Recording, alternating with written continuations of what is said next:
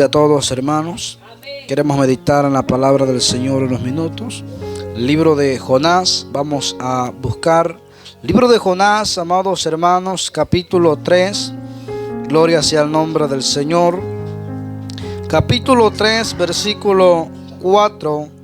Para gloria y honra bendita del Señor. Libro de Jonás, capítulo 3, versículo 4.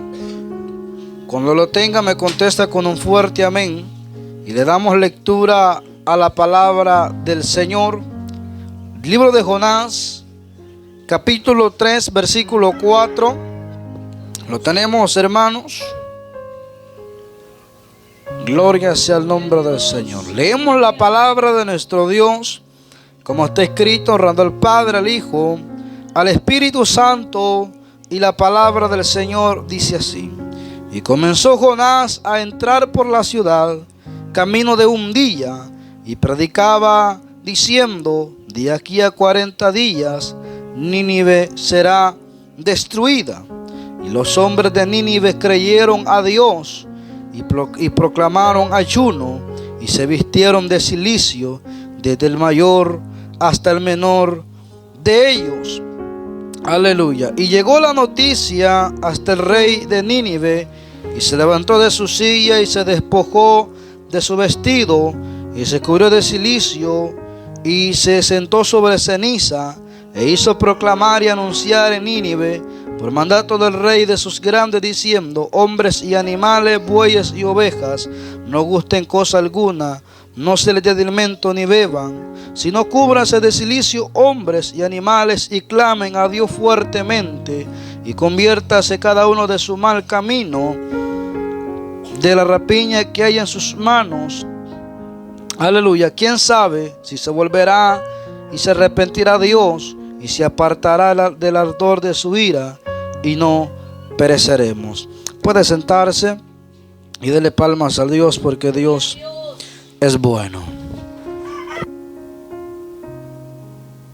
Gloria a Dios. Aleluya. Présteme atención unos minutos, amados hermanos. Queremos ser breves en esta tarde. Amén. Aleluya. La palabra del Señor, amados hermanos, a la cual le hemos dado lectura, es una palabra de alguna manera muy conocida. Amén. Aún a los niños se les enseña en la mayoría de las escuelas dominicales. Y hasta existe aquel cántico que porque Jonás no le hizo caso a la palabra de Dios. Amén. Es una parte muy conocida, amados hermanos, y se comprende el trasfondo de esta historia acerca de Jonás, uno de los hombres, amados hermanos, que de alguna manera se rebeló en contra del mandato de Dios, amados hermanos, no queriendo llevar la palabra para los de Nínive, por el sentimiento que había dentro de este hombre hacia ellos.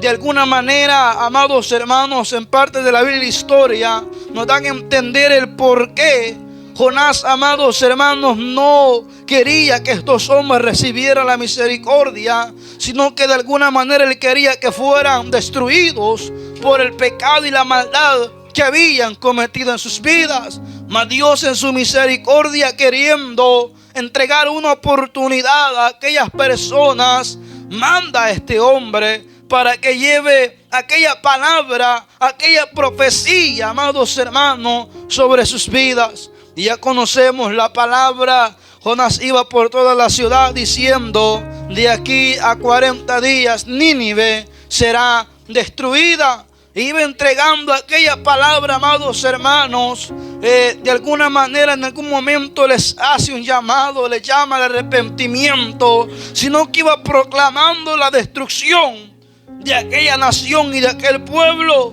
Aquellos hombres, al escuchar, creyeron a aquella palabra, creyeron a aquella profecía, pero no se quedaron estáticos, sino que proclamaron ayuno, proclamaron oración, se humillaron, desde el más grande hasta el más pequeño, aún los animales, dice la Biblia, que aquel pueblo puso en humillación delante del Señor para poder de alguna manera alcanzar la misericordia del Señor. Estamos aquí todavía. Lo hemos leído en el versículo 5, dice: Y los hombres de Nínive creyeron a Dios y proclamaron ayuno y se vistieron de cilicio desde el mayor hasta el menor de ellos. Y cuando el rey proclama el ayuno, más adelante aún dice: y clamen, clamen. Tal vez Dios tenga misericordia, tal vez se arrepienta o se aparte del ardor de su ira y no perezcamos. Amados hermanos, en esta porción hay muchas cosas que aprender. Aprenderemos lo que Dios nos dé, amados hermanos, y una de ellas es el recibimiento en este pueblo de la palabra del Señor. Si usted ve el mensaje de Jonás, no era un mensaje con tema bíblico, no era un mensaje con textos bíblicos, ni con un llamado al arrepentimiento. Imagínese cómo Jonás estaba decretando aquella palabra si los de Nínive no le caían bien a él. Imagínese al momento que le decretó aquel mensaje, no crea que era amable o era de alguna manera pasivo con ellos. Posiblemente en su rostro se veía el deseo de que fueran consumidos. Ya conocemos la historia y leemos más adelante que hasta se enojó cuando vio que nada aconteció sobre aquel pueblo, amados hermanos. Imagínense el momento que andaba esta palabra. No era algo que a los hombres les llamara el arrepentimiento. No era algo que les demostraba que Jonás tenía buen interés en ellos, amados hermanos, como para decir que por eso se arrepintieron. No, aquella gente al escuchar la palabra, sabiendo cómo estaban y cómo andaban, se arrepintieron y creyeron a la palabra. Y empezaron a proclamar ayuno, empezaron a santificarse, empezaron, amados hermanos, a humillarse, de alguna manera provocando el favor de Dios, porque no querían ser consumidos por la ira bendita de nuestro Dios. Pero miren estos santos tiempos, amados hermanos, donde los predicadores traen tema, texto bíblico, 2 o 3 horas o media hora de sermón, y la persona muchas veces se queda o se va los mismos. O peor, porque muchas veces hasta molestos, porque en el mensaje en algún momento se tocó un punto, una palabra que al hermano o a la hermana no le agradaba. No tuvo la actitud de arrepentirse, de ver si buscaba ayunar, orar, de pedir misericordia a Dios, sino que lo que empezó a hacer es a molestarse, incomodarse con el predicador, amados hermanos, cuando lo que nosotros tendríamos que entender, que esta palabra no viene por el hombre, no viene por nosotros como carne. Esta palabra viene de parte del Señor, amados hermanos, haciéndonos un llamado de arrepentimiento, no importando qué tipo de palabra sea. Es un llamado el cual nos está haciendo. Es un llamado que hace a nuestras vidas, para que nosotros no perezcamos con el tipo de vida que estamos llevando. Mayormente cuando la palabra se siente que daña, se siente que ofende, y en el tema de ofender, cuando se meten con el pecado que estamos viviendo o que hemos vivido. No hablo de ofender con otras cosas, porque hay predicadores que tristemente son malcriados en los altares. Tienen malas costumbres al momento de predicar, lo cual ya no es algo de orden, amados hermanos. Hablo en el punto de cuando un mensaje viene y en vez de sentirlo agradable, pareciera que es una ofensa a nuestras vidas. Yo quiero que usted analice este pueblo, lo que, amados hermanos, Jonás decía. Y comenzó Jonás, dice, a entrar por la ciudad, camino de un día, oiga, y predicaba diciendo: de aquí a 40 días Nínive será destruida.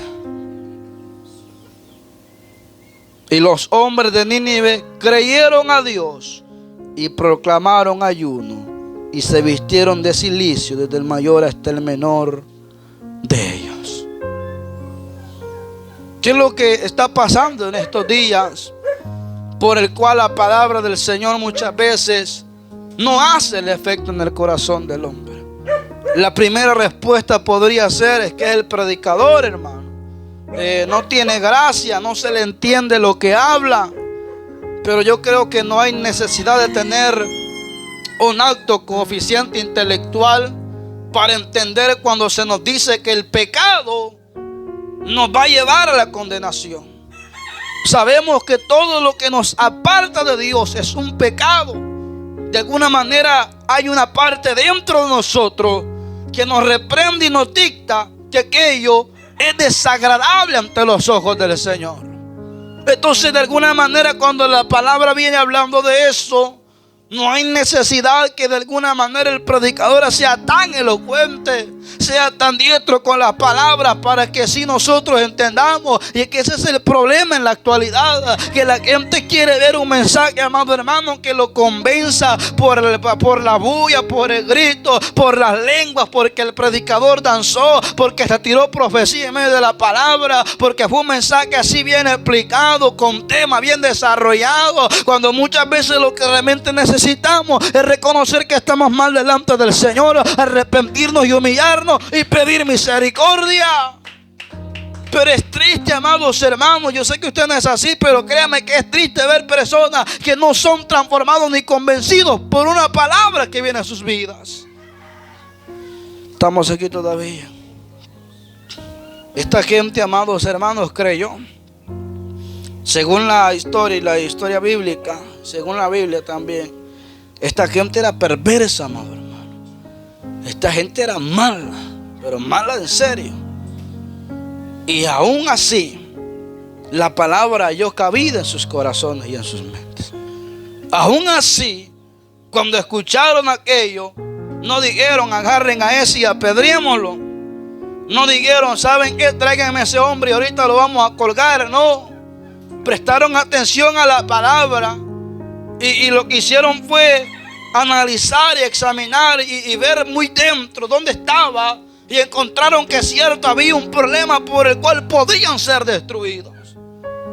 ¿Sabe que muchas veces la terquedad, la rebelión o la soberbia del hombre ha llegado tan lejos que no importa que la palabra que se le está hablando sea verdadera, sea cierta, pero no la recibe en su corazón y en su mente? Estamos aquí todavía. Nosotros, yo sé que estamos haciendo un esfuerzo y Dios bendiga su esfuerzo, pero le pongo como ejemplo a personas que tal vez en algún momento saben lo que están haciendo, lo que han hecho, y la palabra ha venido y han dicho: no, yo soy inocente, yo soy una víctima en el asunto, yo aquí realmente no he hecho nada malo, cuando a través de la Biblia se comprueba y se halla culpable a la persona. Nosotros nos hemos revelado en más de alguna ocasión, yo sé, nos hemos incomodado con una palabra y hasta cierto punto es normal que se llegue uno a incomodar, pero hemos reaccionado, amén. De alguna manera hemos llegado al punto de decir: Dios mío, esto realmente no es bueno lo que estoy haciendo.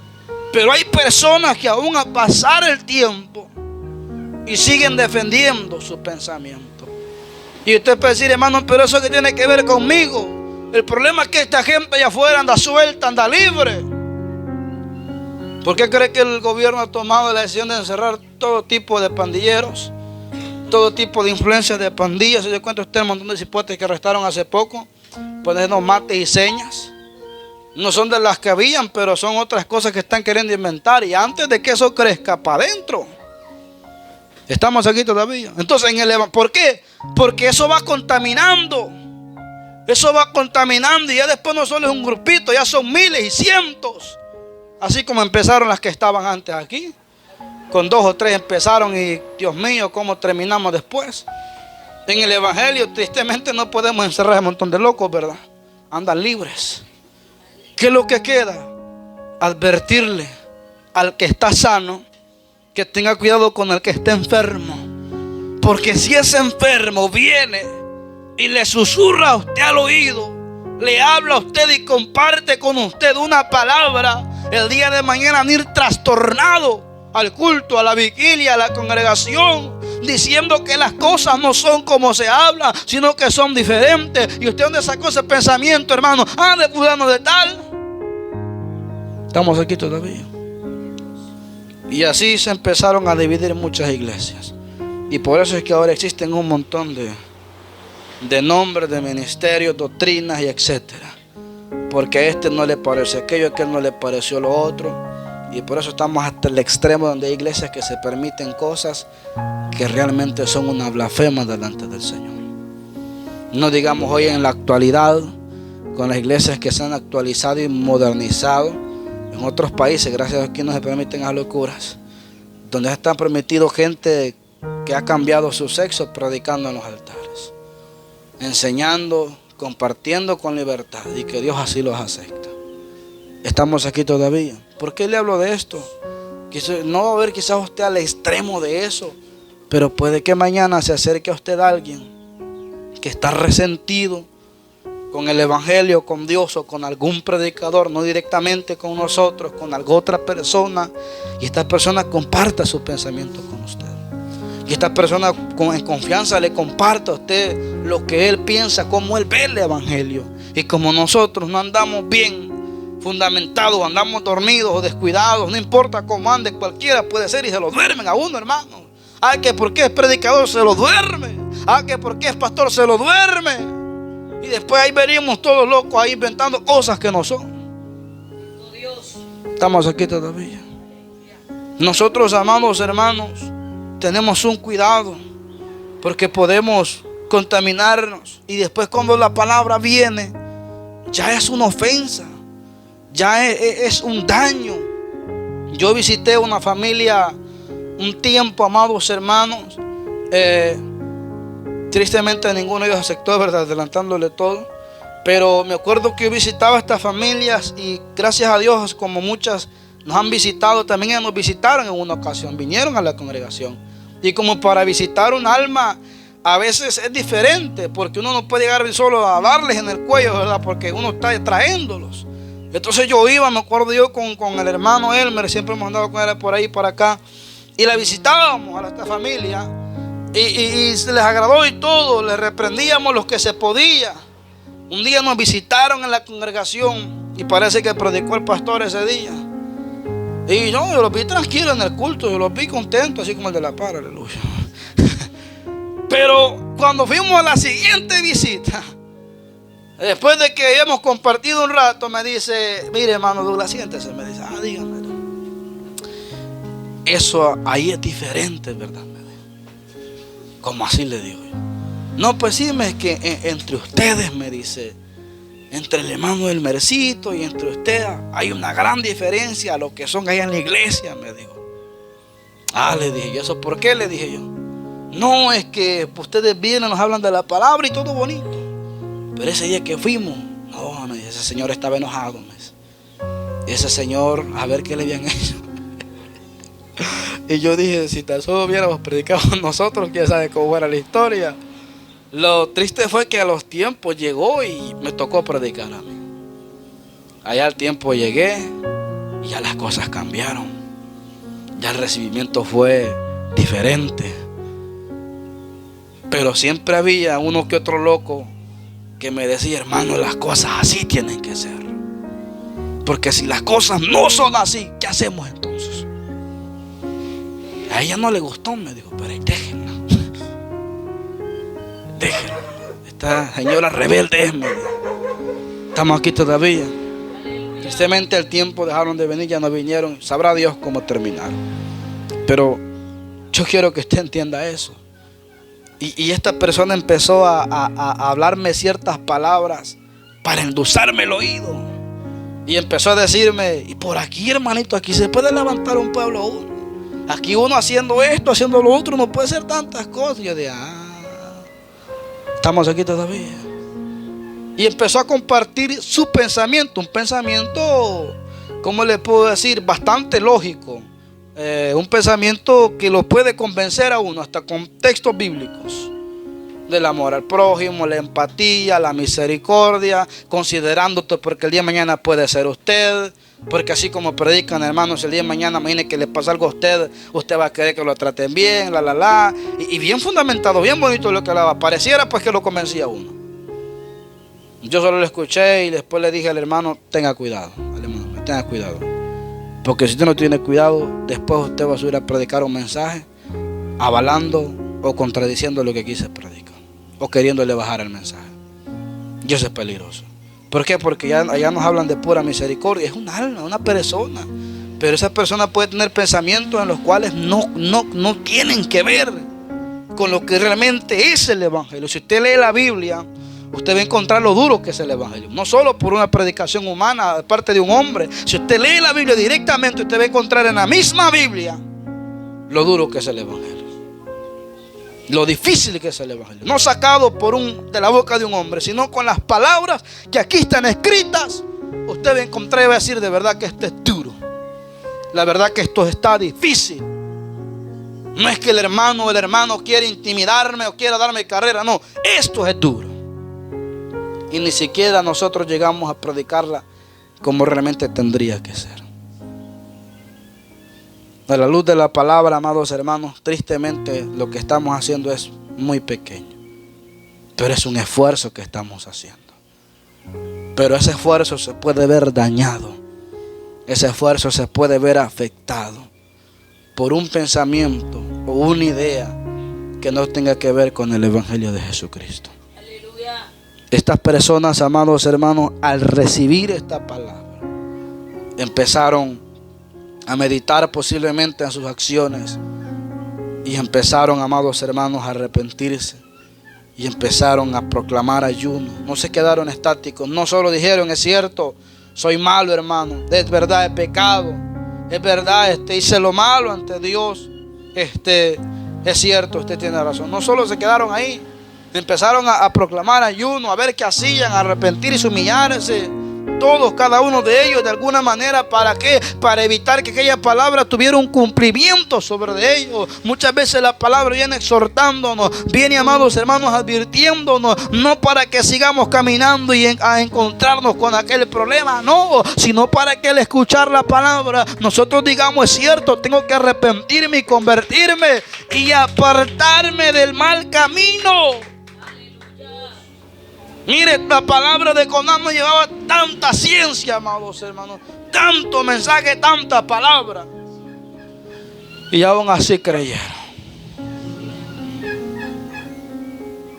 Ahí usted puede analizar que muchas veces no es el mensaje, no es el predicador, porque créanme que nosotros como predicadores damos el mensaje esperando que así como nosotros fuimos reprendidos, así como nosotros en el momento de recibir esta palabra fuimos reprendidos por el Señor y tomamos cartas en el asunto, así también ustedes como pueblo digan: es verdad, hay peligros, hay problemas, hay que tener con cuidado.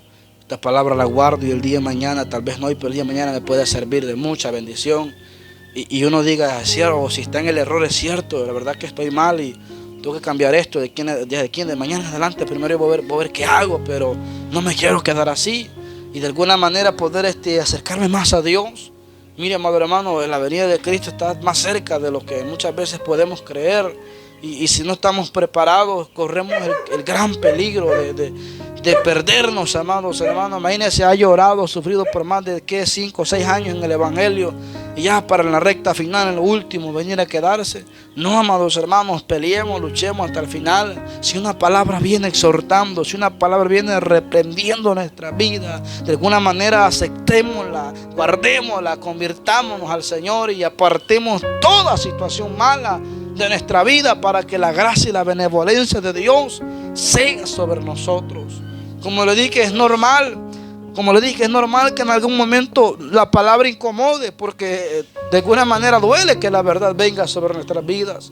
Pero es normal que al final también reconozcamos y nos arrepintamos. Lo que ya no es normal es que nos quedemos así y con aquello vayamos generando un pensamiento negativo, ya vayamos generando algo que en nuestra vida no beneficia, sino que lo único que nos va a traer son problemas, espiritualmente hablando.